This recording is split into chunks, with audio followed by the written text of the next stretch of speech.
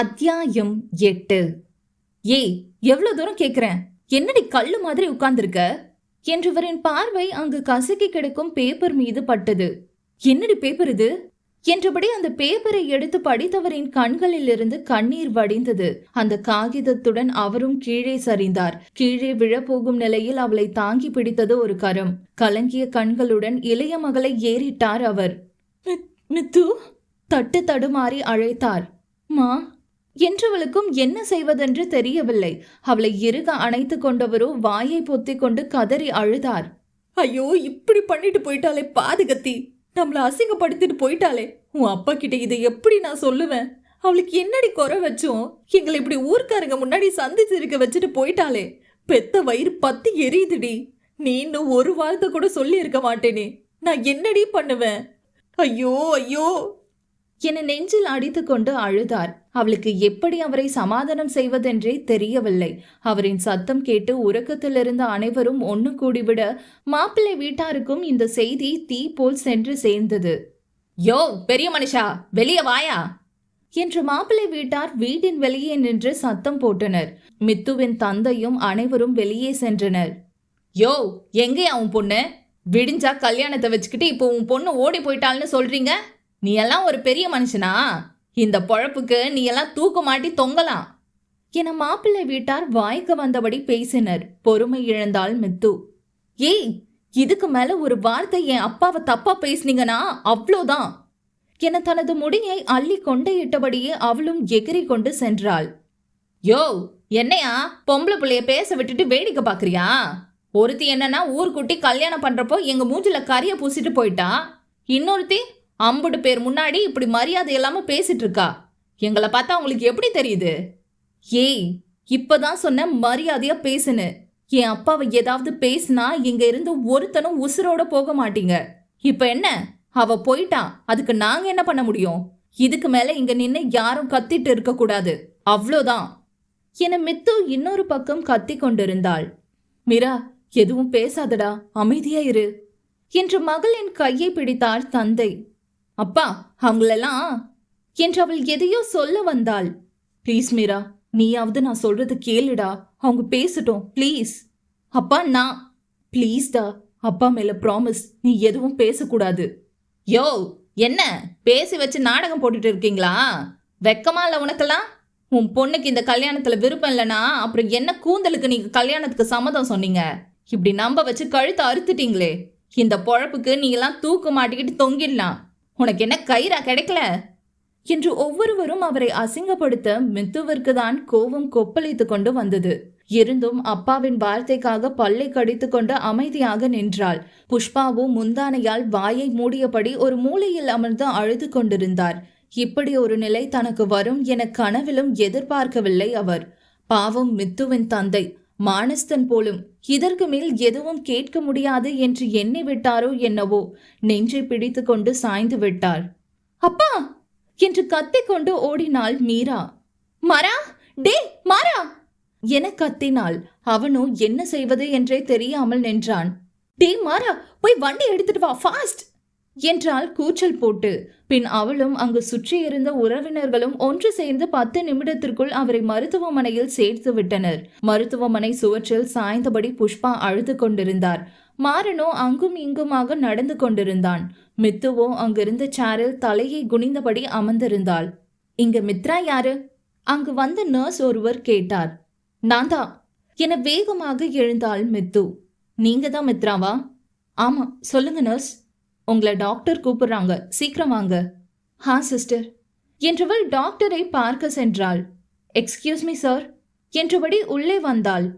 ஹா மிஸ் என அவள் முகத்தை அவன் உற்று பார்க்க, மிஸ் தான் சார். ஹா miss Mithra, please take you seat. Sir, அப்பாவுக்கு எதுவும் ப்ராப்ளம் இல்லையே? சற்று மிரட்சியுடன் கேட்டாள். அவர் பதில் சொல்லாமல் மித்து முகத்தையே பார்த்து கொண்டிருந்தார். எதுவா இருந்தாலும் சொல்லுங்க சார் சற்று வெளிப்படையாகவே கேட்டாள். மிஸ் மித்ரா, உங்க வீட்டில் ஏதாவது பிரச்சனையா? Sir, be serious. நான் எங்க அப்பாவுக்கு என்ன பிரச்சனைன்னு கேட்டேன். ஓகே மிஸ் மித்ரா, உங்க அப்பா 6 மாசமா என்கிட்ட ட்ரீட்மெண்ட் எடுத்துட்டு இருக்காங்க, உங்களுக்கு தெரியுமா? வாட் என்று அதிர்ந்தாள் மித்ரா. என்ன சொல்றீங்க? எஸ், உங்க அப்பாவுக்கு கேன்சர் இருக்கு. அது மட்டும் இல்ல, உங்க அப்பாவுக்கு இதுக்கு முன்னாடி ஒரு அட்டாக் வந்திருக்கு. இது 2வது அட்டாக். அதனால தான் கேட்டேன். அவர் ட்ரீட்மெண்ட் பார்க்கறது தெரியுமா? அவள் இல்லை என்பதைப் போல் தலையாட்டினாள். அப்பா என்கிட்ட எதுவும் சொன்னதில்ல. எஸ் மிஸ் மித்ரா, உங்க அப்பா தான் உங்ககிட்ட சொல்லக்கூடாதுன்னு சொல்லியிருக்காங்க. உங்க அப்பா உங்க யாருக்கும் தெரியாம ட்ரீட்மெண்ட் எடுத்துட்டு இருக்காங்க. அவர் வாழ்க்கை நாள் கணக்கு தான் மித்ரா. அவள் எதுவும் பேசாமல் அமைதியாக இருந்தாள். மித்ரா, டாக்டர் அழைத்தார்.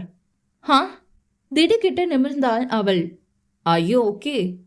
ஹா, என்ன சொன்னீங்க? அதிர்ந்த விழிகளுடன் கேட்டாள். சாரி டு சே, உங்க அப்பாவோட நாள அவர் சந்தோஷமா கிடக்கிறது உங்க கையில தான் இருக்கு. என்ன பிரச்சனை நடந்ததுன்னு தெரியல. நல்லா இருந்த உங்க அப்பா இப்போ கிரிட்டிக்கல். ஸோ அவங்கள இன்னும் கொஞ்ச நாளைக்கு நல்லா வச்சுக்கோங்க. அவள் எதுவும் கூறாமல் அங்கிருந்து எழுந்தாள். மிஸ் மித்ரா. Yes doctor. உங்க அப்பாவுக்கு உங்களை ரொம்ப பிடிக்கும்னு என்கிட்ட அடிக்கடி சொல்லிட்டே இருப்பாங்க. ஸோ அவரை கொஞ்சம் ஹாப்பியா வச்சுக்கோங்க. ஓகே டாக்டர் என்றவள் அடுத்து சென்றது அவளின் தந்தை இருக்கும் அறைக்குதான். அங்கு மயக்க நிலையில் இருந்தவருக்கு சுவாச குழாய் மூலம் செயற்கை சுவாசம் சென்று கொண்டிருந்தது. அவரின் கையை பிடித்தவள் மெல்ல, அப்பா என்றால் அமைதியாக. எனக்கு அழுக வருது. ஆனா நான் அழுதா உனக்கு பிடிக்காதே. ஏன் இப்படி பண்ண? எதுக்கு என்கிட்ட மறைச்ச? நான் யார்கிட்டப்பா இதெல்லாம் சொல்லி அழுவேன்? என்னால முடியலப்பா. எங்க என்னை விட்டுட்டு போயிடுவியோன்னு பயமா இருக்கு. உன் மீரா வந்திருக்கேன்பா. என்னை பாரு, என்கிட்ட பேசுப்பா. அழுகையை கட்டுப்படுத்தி பேசிக் கொண்டிருந்தாள். யோ யோ புஷ்பா புருஷா, எந்திரி, என்கிட்ட பேசு. அவ போனா போயிட்டு போறா. நான் இருக்கேன், மாற இருக்கான். நாங்க இருக்கோம் உனக்கு. இப்போ நான் வெளியே போனா அவங்க என்கிட்ட கேட்பாங்களே, நான் என்னன்னு சொல்லுவேன்? சொல்லுப்பா, என்னப்பா சொல்வேன்? தன்னால் முடிந்தவரை அவரின் கையை பிடித்து பேசியவள் மனதை கல்லாக்கி கொண்டு வெளியே சென்றாள். அங்கு அவளின் அம்மாவோ, மித்து, அவருக்கு ஒன்றும் இல்லை தானடி, அவர் நல்லதானே இருக்காரு என கேள்வி மீது கேள்வியாக கேட்க அவர்களிடம் அவள் என்ன பதில் கூறுவாள்? பதில் பேச முடியாமல் தவித்து போய் நின்று கொண்டிருந்தாள். அத்தியாயம் 9.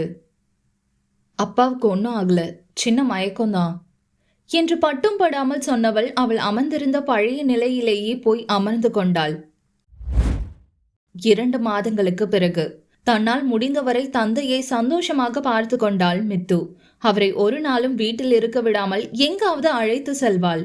அப்பா இன்னைக்கு அங்க போகலாம், அப்பா இன்னைக்கு இங்க போகலாம் என 2 மாதங்களில் பல இடங்களுக்கு அழைத்து சென்றாள். அவரின் ஆசைகள் அனைத்தையும் முடிந்தவரை நிறைவேற்றி கொண்டிருந்தாள். அவருக்கு தெரியும், தன் மகள் தனது சந்தோஷத்திற்காகவும் நிம்மதிக்காகவும் தான் இதையெல்லாம் செய்கிறாள் என்று. ஆனால் அவரின் சந்தோஷம் எப்பொழுதும் மறைந்து விட்டதை அவர் மட்டும்தானே அறிவார். இருந்தாலும் மகளின் முன்பு சந்தோஷமாக இருப்பதை போல் நடித்து கொண்டிருக்கிறார்.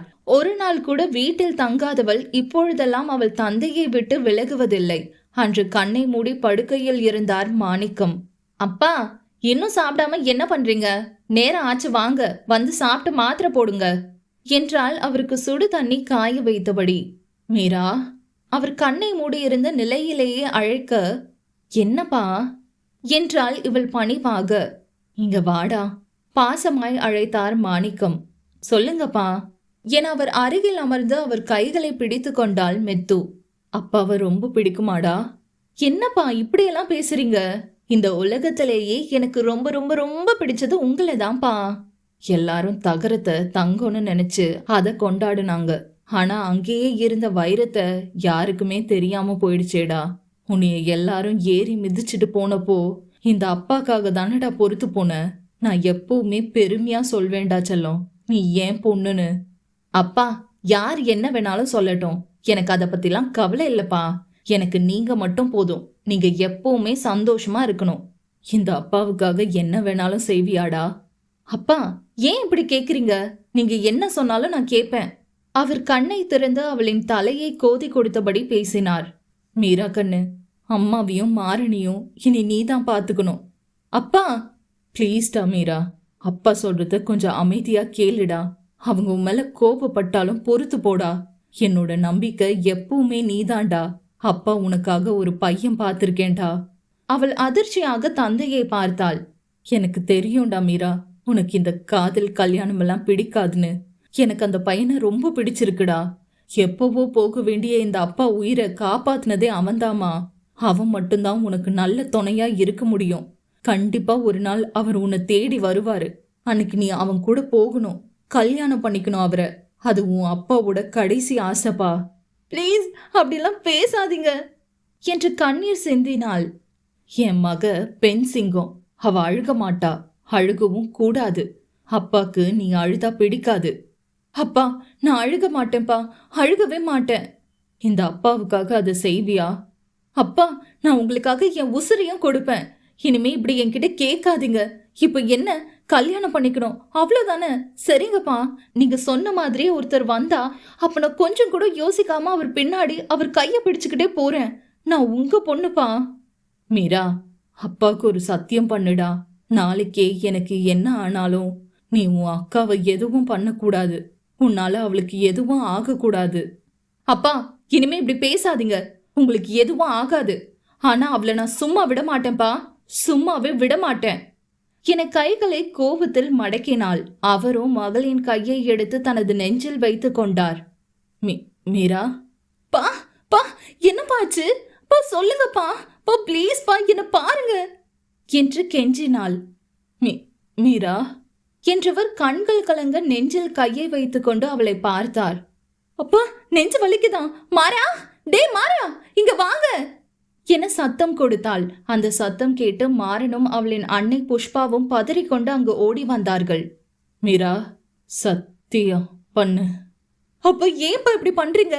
சரிப்பா, நான் சத்தியமா அவளை ஏதும் பண்ண மாட்டேன். அவரோ கண்கள் கலங்கிய நிலையிலும் மெல்ல புன்னகை சிந்தினார். மீரா, பத்திரமா பார்த்துக்கோ. உன்னை அப்பாவுக்கு ரொம்ப பிடிக்கும். நீ ராங்கி தாண்டா, ஆனா இந்த அப்பாவோட செல்ல ராங்கிடா. இங்க வா என அவர் மெல்லமாய் அழைத்தார். மித்து மெல்ல அவர் அருகே சென்றாள். அவளின் நெற்றியில் முத்தம் பதித்தவர் மாறனின் முகத்திலும் முத்தம் வைத்தார். இனி உனக்கு எல்லாமே உன் அக்கா தாண்டா. அவளை நம்பு, அவளை மட்டும் நம்பு. அவதான் உன் கூட கடைசி வர வருவா. அவளை அவ இந்த மாணிக்கத்தோட ஏஞ்சல்டா என்றவரின் கண்கள் புஷ்பாவை தழுவி நின்றது. கடைசியாக அவரை பார்த்தபடியே கண்களை மூடினார். பா பா, ப்ளீஸ் பா, என்னை அழ வைக்காத. என்னை பாருப்பா, கண்ணு தரப்பா என அவள் கதறி அழுகும் முன்பே அவளின் அன்னையும் மயங்கி சரிந்தார். மா என்றவள் மெல்ல அவர் கன்னத்தில் தட்டினாள். நானும் உங்களுக்கு இனி சுமையாக இருக்க விரும்பவில்லை என்று எண்ணினார் போலும். அவரும் இவர்களை விட்டு சென்று விட்டார், அவரின் கணவருடனே. மா பா என கத்தியவளின் சிந்தனையை கலைத்தது பக்கத்து வீட்டு பாட்டியின் குரல். மித்து கண்ணு, இவ்வளவு நேரம் கூப்பிடுறேன், என்னடா பண்ணிட்டு இருக்க? பாட்டி, மன்னிச்சிருங்க, நீங்க கூப்பிட்டது எனக்கு கேட்கல. நான் அப்பா அம்மா போட்டோவை பார்த்துட்டு இருந்தேன். நடந்ததையே எவ்வளவு நாள் கண்ணு நினைச்சிட்டு இருப்ப. இந்தா சாப்பாடு கொண்டு வந்திருக்கேன், சாப்பிடு என்றார் பாசமாய். அத்தியாயம் 10. பரவாயில்ல பாட்டி, நான் குக் பண்ணிட்டேன். எனக்கு தெரியும் மித்து, என் கோவக்காரிக்கு ரொம்ப நல்லா சமைக்க வரும்னு. ஆனா அவ தான் சமையல் கட்டு பக்கமே போக மாட்டா. மித்து, நான் உன்னை பிறந்ததுலேருந்து பார்க்குறேன். உன் அப்பாவுக்கு மட்டும் இல்லை கண்ணு, எனக்கும் உன்னை பற்றி நல்லா தெரியும். உன்னால தான் என் பேரன் இன்னைக்கு படிக்கிறான். உன் நல்ல மனசுக்கு நீ நல்லா இருப்ப கண்ணு. இப்போதைக்கு இதை சாப்பிடு, நான் அப்புறமா வரேன். சொந்த பந்தமே கண்டு கொள்ளாத நிலையில் அவர்களுக்கு உறுதுணையாக இருப்பது பாட்டிதான். அடே, அங்க என்னங்கடா பண்ணிட்டு இருக்கீங்க? ஒருத்தனும் ஒழுங்கா வேலை பார்க்கறது இல்ல போலையே. தோலை உரிச்சு போடுவேன், போய் வேலையை பாருங்கடா என தனது கையால் ஒரு பக்கம் மீசையை திருவி விட்டபடி மறு கையால் வேஷ்டியின் நுனியை பிடித்து கொண்டு வயல் வரப்பில் நடந்து கொண்டே வேலை செய்பவர்களை கண்காணித்து கொண்டிருந்தான் வேந்தன். டே மச்சான், என்னடா பண்ணிட்டு இருக்க? இந்தா, இன்னைக்கு வீட்டில் கருவாட்டு குழம்புடா. ஆத்தாதான் உனக்கு ரொம்ப பிடிக்கும்னு தூக்கு சட்டியில் ஊற்றி கொடுத்து விட்டுச்சு. வேணாம் விசா, எனக்கு பசிக்கல. டே மச்சான், உனக்கு கருவாட்டு குழம்புனா உசுறு தானே, பின்ன என்னத்துக்குடா வேணான்னு சொல்கிற? பசிக்கல, அவ்வளோதான். டே மச்சான், நீ தானே அடிக்கடி சொல்லுவ ஒரு பருக்கையை கூட வீணடிக்க கூடாதுன்னு. இப்போ என்னடா வேணாங்கிற? இப்போ பசி இல்லை விசா. வேந்தா, ஏன் ஒரு மாதிரி இருக்க? எதுவும் பிரச்சனையா? என்னடா ஆச்சு? அதெல்லாம் ஒன்றும் இல்லை விசா என்றவன் வேலையாட்கள் பக்கமாய் திரும்பி, டே வேலா, அங்கே என்னடா வேலை நடக்குதா இல்லையா? தேங்காவெல்லாம் ஒன்று சேர்த்து போடுங்கடா. நான் ஒன்று ஒன்றா சொல்லிக்கிட்டே இருக்கணுமாக்கும். ஏ முத்து, அந்த விதை மூட்டையை இன்னும் ஊற போடலையா? நேத்தே போட சொன்னல, போடுடா என்று அடுக்கடுக்காக வேலை செய்து கொண்டிருந்தான். டே மச்சான், இங்க ஒருத்தன் பேசிக்கிட்டு இருக்கேன், கண்டுக்காம அந்த பக்கம் பேசிக்கிட்டு இருக்கேன். என்னதாண்டா உனக்கு பிரச்சனை? எதுக்கு இப்ப இப்படி அமைதியா இருக்க? என்னன்னு சொன்னாதானே தெரியும். அதுதான் ஒன்னும் இல்லைன்னு சொன்னனே. அடேங்கப்பா, உங்ககிட்டலாம் ஒரு விஷயமும் வாங்க முடியாது. சரியான கல்லூனி மங்க. யார்கிட்டயாவது கொஞ்சம் மனசு விட்டு பேசுடா மச்சான். உன்னை சின்ன வயசுல இருந்தே பாக்குறேன். உன்னைய இன்னும் என்னாலேயே புரிஞ்சுக்க முடியல. என்கிட்ட வேண்டாம், அத்தை கிட்டயாவது சொல்லு. எனக்கு உன்னை நினைச்சு கஷ்டமா இருக்கு மச்சான். நான் மட்டும் இல்ல, உன் குடும்பமே ஃபீல் பண்ணும்டா. குடும்பமா?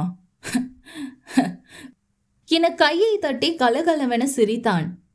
அண்ணான்னு ஒருத்தன் இருக்கானா இல்லையானே தெரியாத தம்பி. அண்ணனும் ஒருத்தன் இருக்கான், ஆனா என்னை பார்த்தா பயம்.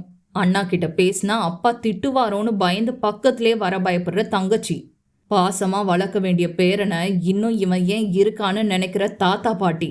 இன்னும் ஏன் உசுரோடு இருக்கான், என்னைக்கு கண்ணுக்கு காணாம போவான்னு நினைக்கிற அப்பா.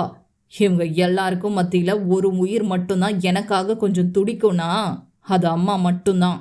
இங்க நான் வாழணும்னு நினைக்கிறவங்கள விட நான் எப்போ போவேன்னு நினைக்கிறவங்க தான் அதிகம். மச்சி, நீ சொன்ன மாதிரி எனக்காக துடிக்க யாரும் இல்லை விசா.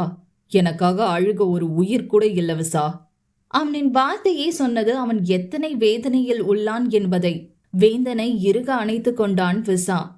மச்சான், அவங்களுக்கு உன் அருமையும் நல்ல மனசும் புரியல. ஆனா இந்த சுத்து வட்டாரத்துல இருக்கிற எல்லாரும் உனக்காக உசுரே கொடுப்பாங்கடா. நீ எத்தனையோ பேரை வாழ வச்சுட்டு இருக்க. இந்த சேத்து வியர்வைக்கு பின்னால இருக்கிற உன் நல்ல மனசு யாருக்கும் தெரியறது இல்ல. உன்னால எத்தனை பேர் வீட்டுல இன்னைக்கு நல்ல சோறு சாப்பிட்றாங்க தெரியுமா? அவனின் அணைப்பில் இருந்து விலகிய வேந்தனோ, உண்மைதான் விசா, ஆனா எனக்கு என்றவனின் குரல் கம்மியது. மச்சான், சாப்பிட்டியான்னு கேட்க கூட யாருமே என்றவனால் பேச முடியவில்லை. அதற்கு மேல் அங்கு நின்றால் அழுது விடுவோமோ என்ற பயத்தில் வேகமாக அங்கிருந்து விலகி நடந்தான்.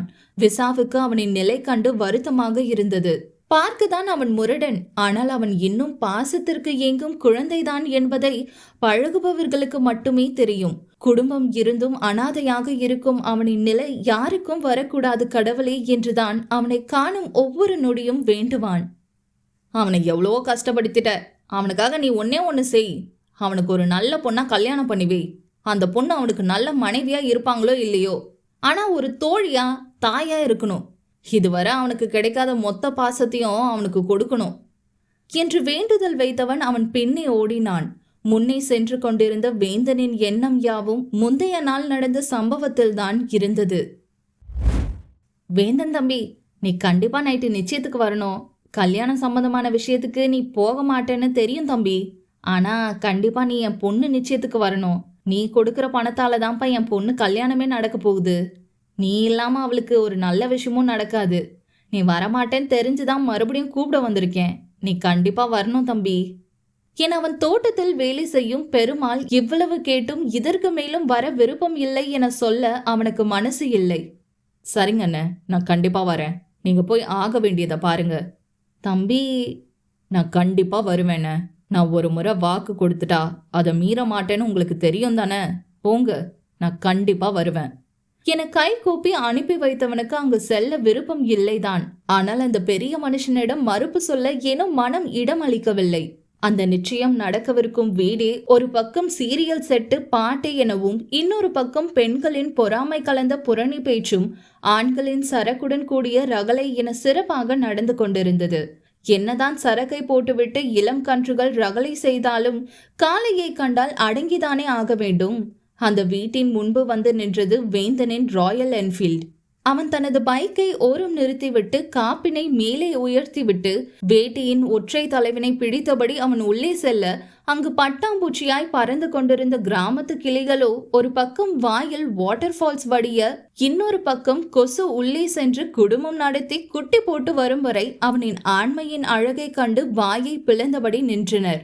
ஆனால் அவனோ அதையெல்லாம் திரும்பி கூட பார்க்காமல் நீர் பார்வையும் நிமிர்ந்த நடையுடனும் முன்னே சென்று கொண்டிருந்தான் வேந்தன். அவனை கண்டதும் இளம் கன்றுகள் எல்லாம் பவ்யமாக நிற்க, பெரியவர்கள் எல்லாம் மரியாதையாய் எழுந்து அவனுக்கு கை கூப்பி வணக்கம் வைக்க, அவனும் அதே மரியாதையை அவர்களுக்கு கொடுத்தபடி உள்ளே சென்றான். வாப்பா தம்பி, உனக்காக தான் தம்பி இம்புட்டு நேரம் காத்துட்டு இருந்தோம். பொண்ணு வீட்டு சார்பா நீதான் தம்பி தட்டு மாத்தணும் என்றார் மரியாதையாய். யோ பெருமாளு, என்னையா என்னைய கூப்பிட்டு வச்சு அவமானப்படுத்துறியா என ஒருவரின் சத்தம் அங்கிருந்த அமைதியை கலைத்தது. அத்தியாயம் 11. அனைவரும் சத்தம் வந்த திசையை பார்த்தனர். அங்கு முறுக்கு மீசையை முறுக்கி கொண்டு நின்றார் வேந்தனின் மீசைக்கார அப்பா கந்தசாமி. பெருமாளோ பதறிக்கொண்டு அவரிடம் ஓடினார். ஐயோ ஐயா, என்னங்க பெரிய வார்த்தையெல்லாம் பேசுறீங்க? இன்னைக்கு என் பொண்ணுக்கு கல்யாணம் நடக்க போகுதுன்னா அதுக்கு தம்பி தானே காரணம். தம்பி முன்னாடி நின்று பண்ணாதானுங்க என் பொண்ணு சந்தோஷமா வாழும். ஓஹோ, அப்ப நாங்க நின்று பண்ணா உன்ற மாவ சந்தோஷமா வாழ மாட்டாளா? இம்புட்டு பெரிய மனுஷங்க இருக்கையில ஒரு சின்ன பையனை எல்லாம் பண்ண சொல்லி எங்களை அசிங்கப்படுத்துறியா? அப்புறம் எதுக்கு நாங்களாம்? அம்புட்டியும் அவனை வச்சே பார்த்துக்க வேண்டியதானே? அவன் கையால் பண்ணா உன் அவன் நல்லா இருந்துருமாக்கும். அவனே ராசி கெட்டவன், ஒரு பொண்ணு வாழ்க்கையை சீரழிச்சுவன். இங்க பாருடா பெருமாளே, இப்போ நீ அவனை பண்ண சொன்னேன்னு வை, நாளை பின்ன உன் வீட்டு விசேஷம் எதுக்கும் நான் வரமாட்டேன். அவர் கோபமாக பேசி முடித்தார். அவரோ என்ன செய்வது ஏது செய்வது என்று ஒன்றும் புரியாமல் முழித்தார். அவரை கஷ்டப்படுத்த விரும்பாமல் வேந்தனி பேசினான். அண்ணன், நான் முன்னாடி நின்று பண்ணாதான் நான் உங்க வீட்டில் ஒருத்தன்னு அர்த்தம் இல்லை. யாரு சொன்னாலும் சொல்லலைனாலும் நான் இந்த வீட்டில் ஒருத்தன் தான். அவ என் கூட பிறக்காட்டியும் தங்கச்சி தான். நீங்க அப்பாவை வச்சே பண்ணுங்க என்றான். தம்பி, அது இல்ல என்று சற்று சங்கடமாக பார்த்தார் அவர். இங்க பாருங்க அண்ணன், எனக்கு ஒரு பிரச்சனையும் இல்லை, சந்தோஷம்தான். முழு மனசோடு தான் சொல்றேன். அவங்களையே பண்ண சொல்லுங்க என சிரித்த முகத்துடனே அங்கிருந்து விலகி சென்று சற்று தூரமாக அமர்ந்து கொண்டான். யாரோ ஒருவன் போல் இதை பார்த்து கொண்டிருக்க இதை கண்டு அங்கிருந்த பலரின் கண்களில் கண்ணீரே வந்துவிட்டது. எங்கு நடக்கும் இந்த கொடுமை? பெற்ற தந்தையை மற்றவர் முன் மகனை இப்படி அசிங்கப்படுத்துவதை? கந்தசாமி முன்னிலையில் தட்டு மாற்றப்பட்டு நிச்சயம் முடிந்தது. நிச்சயம் முடியும் வரை அங்கு இருந்தவன் அங்கிருந்து கிளம்பினான். கண்ணை மூடி இருந்தவனுக்கு அத்தனை வேதனை. ஏன் இந்த வாழ்க்கை என்று தோன்றியது. பிறந்த நாளில் இருந்தே இது போன்ற வேதனைகளை மட்டுமே பார்த்து வளர்ந்து இருக்கிறான். அவன் பட்ட கஷ்டங்களும் அசிங்கங்களும் கொஞ்சம் இல்லை. 10ஆம் வகுப்பில் மாவட்டத்திலேயே முதல் இடத்தில் வந்தும் படித்து பெரிய போலீஸ் ஆக வேண்டும் என்ற அத்தனை ஆசை இருந்தும் என்ன பிரயோஜனம்? நீ படிச்சு என்ன கிழிக்க போற என்று 15 வயதிலேயே மூட்டை தூக்க அனுப்பி வைத்தார் அவன் தந்தை. இது யாரின் தப்பு? ஆசையாக ஒரு வார்த்தையாவது பேசிவிட மாட்டார்களா என்று எத்தனையோ நாள் ஏங்கி இருக்கிறான். ஆனால் அவனுக்கு கிடைக்கும் சொற்கள் எல்லாம், சனியனே, இங்க ஏன் வந்த? விளங்காதவனே, எங்க கண்ணு முன்னாடி வராத என்று கடும் சொற்கள் தான். ஏதோ கோபத்தில் உள்ளார்கள், சீக்கிரம் தன்னிடம் அன்பாக பேசுவார்கள் என்று அவனும் நம்பி இருக்க, ஆனால் காலம் செல்ல செல்லதான் தெரிந்தது அவனுக்கு அவர்கள் கோபமாக மட்டும் இல்லை, தன்னை முற்றிலும் வெறுக்கிறார்கள் என்று. நாட்கள் சென்ற பின்புதான் பல உண்மைகள் அவனுக்கு தெரிந்தது. ஆனால் இன்னும் மறைக்கப்பட்டிருக்கும் உண்மைகள் தெரிந்தால் அவனின் நிலைமை. அக்கா என்று சத்தம் போட்டுக்கொண்டே கல்லூரியில் இருந்து வந்த மாறன் அவன் அக்காவை ஏலம் போட்டு கொண்டிருந்தான். அவன் அழைத்தது கூட தெரியாமல் மும்முரமாக சமைத்து கொண்டிருந்தாள் மெத்து. அக்கா, அக்கோ என அவன் இன்னும் அவளின் பெயரை ஏலம் விட்டபடியே அனைத்து அறைகளிலும் தேடிவிட்டு கடைசியாக சமையல் கட்டிற்குள் வந்தான். அங்கு மெத்து சின்சியர் சிகாமணியாக சமைத்து கொண்டிருந்தாள். அக்கோ, நீ இங்கதான் இருக்கியா? உன்னை எம்பிட்ட நேரமா கூப்பிடுறேன். என்னடா என அவன் பக்கம் திரும்பியவள், டேய் எருமை, இன்னும் ஃப்ரெஷ் ஆகலையா நீ? எவ்வளோ டைம் சொல்லியிருக்கேன் வெளியே போயிட்டு வந்தா கை கால் கழுவிட்டு வரணும்னு, அதுவும் கிச்சனுக்குள்ளேயே வந்திருக்க. போடா, போய் ஃப்ரெஷ் ஆயிட்டு வா. அக்கா, அதெல்லாம் இருக்கட்டும், நான் உனக்கு ஒரு சர்ப்ரைஸ் வச்சிருக்கேன். மாறா, என்ன வேணாலும் இருக்கட்டும், இப்ப போய் குளிச்சுட்டு வா. ரொம்ப பொறுமையா சொல்றேன், அப்புறம் என் கை தான் பேசும், போ என்று கைகளை கட்டிக்கொண்டு அவனை நோக்கி ஒற்றை புருவம் உயர்த்தினாள். ஓகே ஓகே, கூல், போய் குளிச்சுட்டு வரேன் என குடுகுடுவென ஓடிவிட்டான். அவன் செல்லும் வரை பொய்யான கோபத்துடன் நடித்தவள் மெல்ல சிரித்து கொண்டாள். காலேஜ் படிக்கிறான், இன்னும் சில்லியாவே நடந்துக்கிறான், பால் டப்பா என கிச்சன் சென்று மீண்டும் சமையலில் மூழ்கினாள். ஒரு வழியாக அவள் சமையலை முடித்து கிச்சனையும் சுத்தம் செய்துவிட்டு வெளியே வர, மாறனும் குளித்துவிட்டு வரவும் சரியாக இருந்தது. தலையில் தண்ணீர் சொட்ட சொட்ட அவன் வெளியே வர, அவளோ அவனின் தலையில் நங்கென ஒரு கொட்டு வைத்தபடி அவனின் தலையை டவலால் துவட்டி விட்டாள். எவ்வளோ டைம் சொல்லியிருக்கேன் ஈவினிங் டைம் தலை குளிக்காதன்னு, அதுவும் இப்படி தலை குளிச்சுட்டு தலையை துவட்டாம சுத்தாதன்னு. மாறன் தலையை தேய்த்து கொண்டான். ஆ அக்கா, நீயும் எவ்வளோ டைம் நைட்டெல்லாம் தலை குளிச்சிருக்க, என்ன மட்டும் ஏன் அடிக்கிற? டேய், நான் குளிப்பேன், அதுக்கு நீ குளிப்பியா? பெரியவங்க சொன்னா சரின்னு சொல்லணும், எதிர்த்து பேசக்கூடாது. சரியா? சரி சரி. அச்சோ அக்கா, மறந்துட்டேன் பாரு. இங்க வா, உனக்கு ஒரு சர்ப்ரைஸ் என அவள் கையை பிடித்துக்கொண்டு அவர்களின் தாய் தந்தை படத்தின் முன்பு வந்து நிறுத்தினான். டேய், எதுக்கு இப்படி இழுத்துட்டு வர? அக்கா வெயிட், சொல்றேன். நீ கண்ணை இறுக்கமா மூடி அம்மா அப்பா கிட்ட ப்ரே பண்ணு. என்னடா ஆச்சு? அக்கா நீ பண்ணு. சரி என அவளும் கண்ணை மூடி வேண்டிக் கொண்டாள். இப்போ ஓபன் பண்ணு. அவள் மெல்ல கண்ணை திறந்தாள். அவளின் முன் கையில் ஒரு கிஃப்ட் பாக்ஸுடன் நின்றான் மாறன்.